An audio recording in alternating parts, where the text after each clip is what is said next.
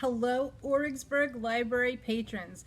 This is another summer reading program for the junior readers, and it's going to be The Llama's Secret, a Peruvian legend, written and adapted by Argentina Palacios, illustrated by Charles Reasoner, and it's from Troll Associates. Long ago, high on a plateau in the Andes mountain, there lived a man, his wife, and his children.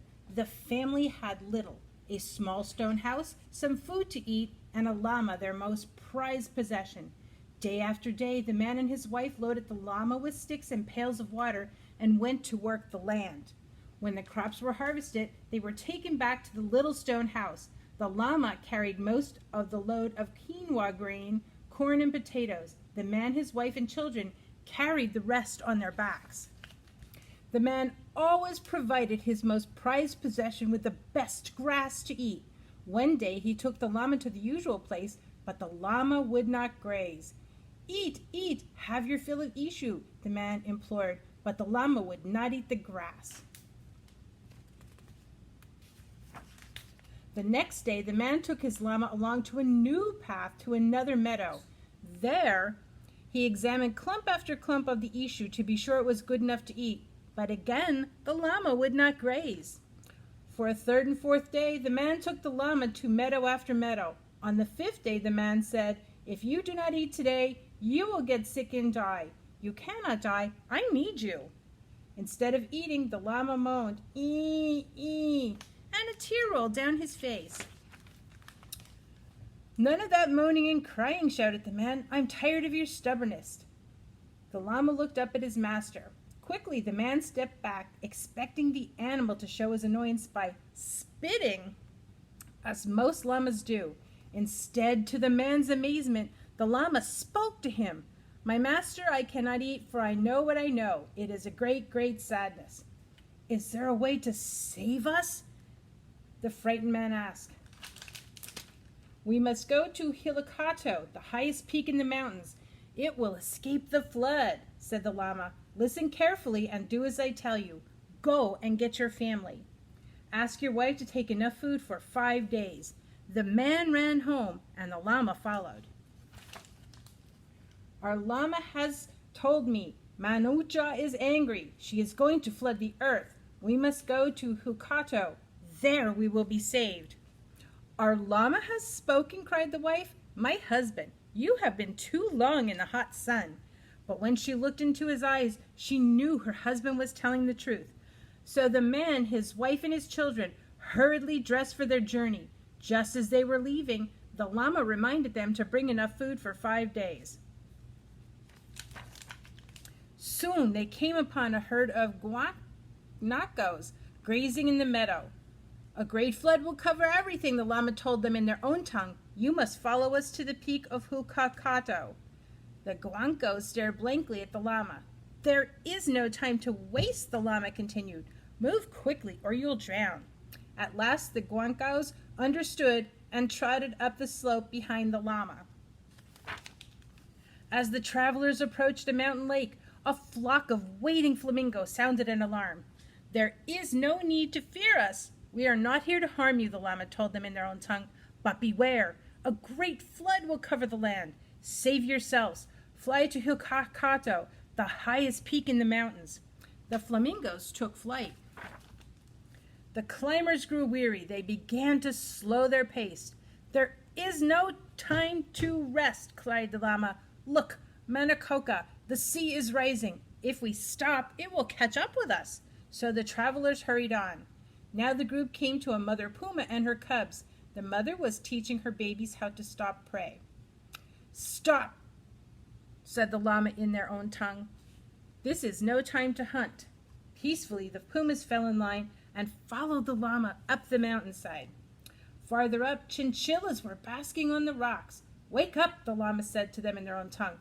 "Manacocha, the sea, will flood everything very soon, even these rocks. If you don't want to drown, follow us to Hukato, the highest peak in the mountains."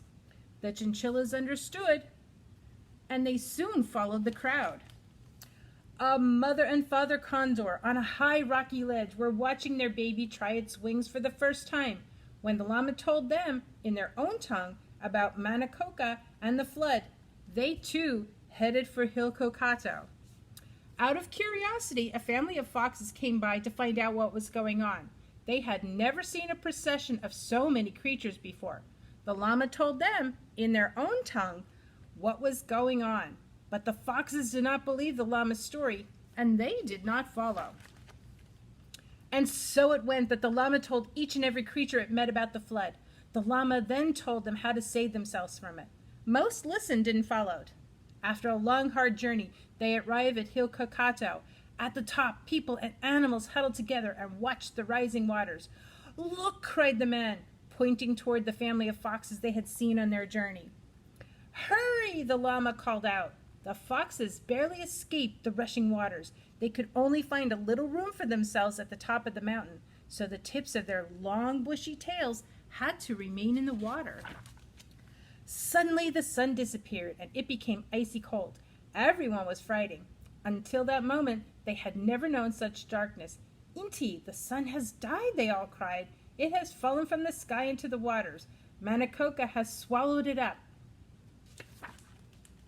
"Do not fear," said the llama. "The darkness will not last forever." And then, just as suddenly, the sea stopped rising. As the llama had promised, the sky grew light once again. "The sun has not died," cried the people and animals. "It was resting in the waters," the llama explained, "after many hours of hard work warming the earth and all its creatures. Do not be afraid. The sun will not die. Inti was always shining for us during the day, and at night, when Inti is bathing, Manakia, the moon, will come to cool us off and grace us with her beauty." Manacoca was satisfied. Her waters began to recede to the places where they can be found to this day. Those gathered at the top of Hilcocato began their descent. The first to climb down were the foxes, who now wore a black stain at the tips of their tails to match the spot where it had touched the waters of darkness. Today, in the Andes Mountains, there are people and animals who are the grandchildren of the grandchildren of the grandchildren of the ones who went to Hilcocato. To show their gratitude, the people adorn their llamas with little bells and ribbons.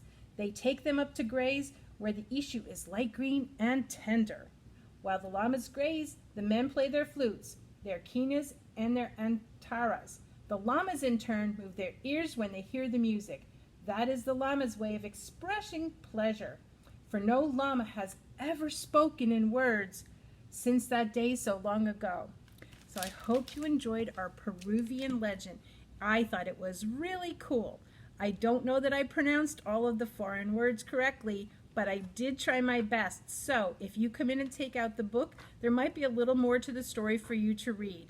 Don't forget, get your The Llama's Secret craft bag that goes along with the story. Don't forget to ask for it. Have a great day.